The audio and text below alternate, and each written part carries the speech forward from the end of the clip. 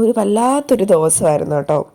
ഞാൻ രാവിലെ എഴുന്നേറ്റിട്ട് ഷൂട്ടിന് പോയിട്ടുണ്ടായിരുന്നു. അതുവരെ ഒരു കുഴപ്പമില്ലായിരുന്നു കേട്ടോ. അപ്പം ഞാൻ ഒരുങ്ങിയൊക്കെ കഴിഞ്ഞ് നല്ലൊരു മേക്കപ്പ് ആർട്ടിസ്റ്റ് ചേച്ചിയായിരുന്നു. അപ്പോൾ നമ്മൾ കുറേ പാചകമൊക്കെ അടിച്ചിട്ടൊക്കെയാണ് മേക്കപ്പൊക്കെ ചെയ്തുകൊണ്ടിരുന്നത്. അപ്പോൾ മേക്കപ്പൊക്കെ ചെയ്ത് എനിക്ക് മേക്കപ്പ് ഭയങ്കരമായിട്ട് ഇഷ്ടപ്പെട്ടു. നല്ല സൂപ്പർ മേക്കപ്പായിരുന്നു. കുറേ നാൾക്ക് ശേഷമാണ് ഞാനൊരു ബ്രൈഡൽ മേക്കപ്പ് ചെയ്യുന്നത്. അങ്ങനെ ഞാൻ ബ്രൈഡൽ മേക്കപ്പൊക്കെ ഈ മേക്കപ്പ് ചെയ്തത് 2 മണിക്കൂർ പോയത് അറിഞ്ഞേ ഇല്ലായിരുന്നു. അപ്പോൾ ആ ചേച്ചി ഞാനുമായിട്ട് നല്ല കമ്പനിയായിരുന്നു. അതിൻ്റെ ഇടയ്ക്ക് ഞാൻ ഫുഡൊക്കെ കഴിക്കുന്നുണ്ടായിരുന്നു.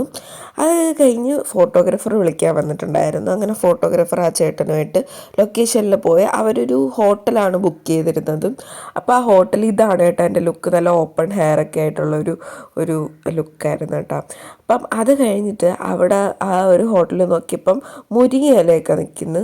മുരിങ്ങയിലയിൽ നിന്നപ്പോൾ മുരിങ്ങയിലക്കകത്ത് കുറേ പൂവൊക്കെ നിൽക്കുന്നു. അപ്പോൾ എനിക്ക് പൂവൊക്കെ വെച്ച് തോരൻ വയ്ക്കാനുള്ളൊരു ടെൻഡൻസി വന്ന് പിന്നെ ഒന്നും നടക്കത്തില്ല എന്ന് പറഞ്ഞിട്ട് തിരിച്ച് നടന്നുപോയി. പിന്നെ ഷൂട്ടൊക്കെ ചെയ്ത് കഴിഞ്ഞ് 6:40 ട്രെയിൻ. അങ്ങനെ നമ്മൾ റെയിൽവേ സ്റ്റേഷനിൽ പോയി. ട്രെയിനിൽ ഭയങ്കര തിരക്കായിരുന്നു. ഭയങ്കര തിരക്കെന്ന് വെച്ചാൽ ഭയങ്കര തിരക്കായിരുന്നു. ഞാൻ ഞെരുങ്ങിയാണ് നിന്നത്. അപ്പം അതിൻ്റെ ഇടയ്ക്ക് ഞാൻ യൂട്യൂബിൽ വ്ളോഗൊക്കെ കാണുന്നുണ്ടായിരുന്നു. ഫുഡ് മേടിച്ചിട്ടുണ്ടായിരുന്നു. അപ്പോൾ സമോസയൊക്കെ കഴിച്ചിട്ട് ഞാൻ വ്ളോഗ് കാണുമായിരുന്നു. അപ്പോൾ പെട്ടെന്ന് എന്താ സംഭവിച്ചതെന്ന് എനിക്ക് തന്നെ അറിയത്തില്ല. പെട്ടെന്ന് ഞാനിങ്ങനെ വ്ളോഗിങ് ജസ്റ്റ് കണ്ണ് നമ്മൾ മാറ്റി നമ്മൾ പുറത്തോട്ട് നോക്കത്തില്ലേ, പുറത്തോട്ട് കാണാൻ പോലും വയ്യ, കാരണം അത്രയ്ക്ക് തിരക്കാണ് അവിടെ.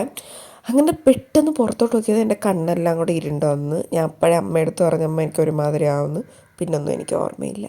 ഞാൻ ആ ട്രെയിനിൽ തല കറങ്ങി വീണ്. എനിക്ക് പിന്നെ അതിന് ശേഷം ഒന്നും ഓർമ്മയില്ല. ഒരു 2 മിനിറ്റത്തേക്ക് എൻ്റെ കയ്യിൽ നിന്ന് ഫോണൊക്കെ പോയെന്നാണ് അമ്മ പറയുന്നത്. ഒരു വല്ലാത്തൊരു അനുഭവമായിരുന്നു. ഭയങ്കര തിരക്കുള്ള ട്രെയിനായിരുന്നു. അതുകൊണ്ട് എനിക്ക് സ്പെഷ്യൽ അറ്റൻഷനൊക്കെ കിട്ടി. എനിക്കത് വലിയ ഇഷ്ടമല്ലാത്തൊരു സാധനമാണ്. പിന്നെ ഇങ്ങനെയൊക്കെയോ ഞാൻ വീട്ടിലെത്തി.